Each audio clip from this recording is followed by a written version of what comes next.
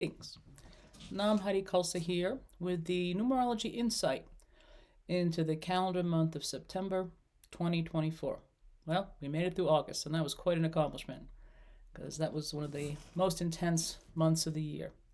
And now we're in a new wave of energy that is vastly more positive and progressive. You might have felt like you're pushing a wheelbarrow through quicksand last month and not getting anywhere. However, we're past that line of demarcation.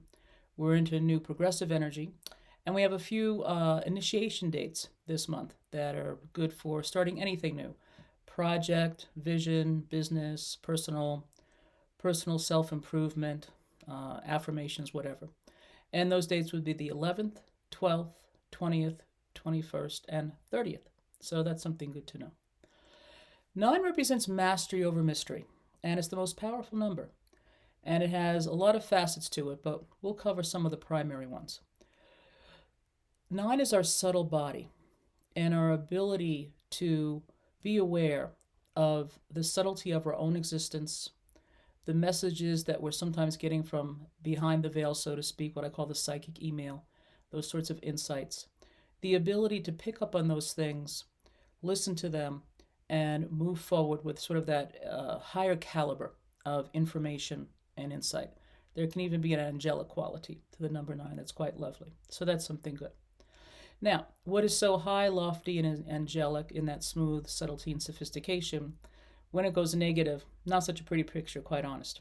So when 9 goes negative, it can be ruthless. It can be quite intense and have no compassion. And we're certainly seeing that in different geographies of the world. It's most unfortunate.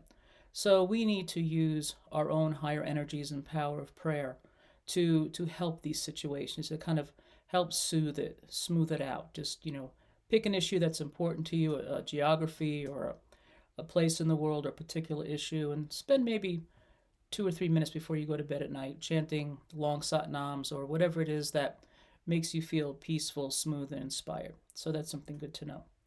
9 also represents patience, okay? And there's a lack of patience at large. When 9 goes negative, people can get a bit snappy, a bit sharp, and want to push things forward.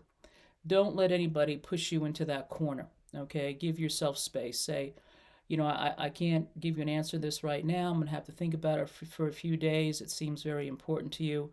I want to give you a rock solid answer, so I'll get back to you Monday. Something like that. Give yourself time and space this month.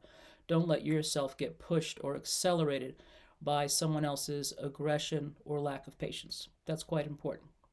We also have one day that's a little bit dicey this month, just coming up in a little bit, which is the 14th. I believe it's Saturday. And a lot's going to be kind of spilling over that day. So take it easy that day. Don't set your dance card too full. Just let yourself sort of fly under the radar.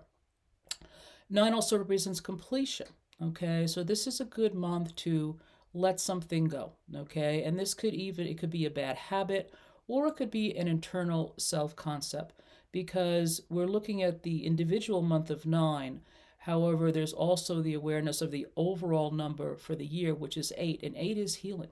Okay, so very likely there's something in the scope of this month that's going to rise to your attention about your personal healing, about letting something go. Could be something from your childhood or growing up or a past relationship. Maybe you used to compensate too much for other people. Okay, you always would be the yes person. Yes, I'll do this. Yes, I'll do that.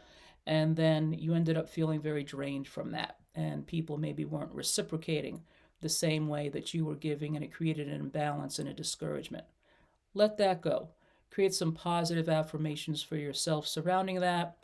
Create within yourself a conscious dialogue when someone approaches you for an extra favor or something that seems out of the normal realm, and give yourself the ability to say no.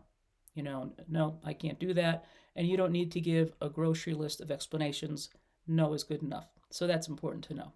So having patience with yourself, having patience with others, letting go of that which is no longer serving to your higher self will be very positive and fruitful, because just around the corner in the month of October, which is the 10 month, there's going to be even an increased level for advancement, moving forward, picking up the mantle on new projects, visions, and ideas.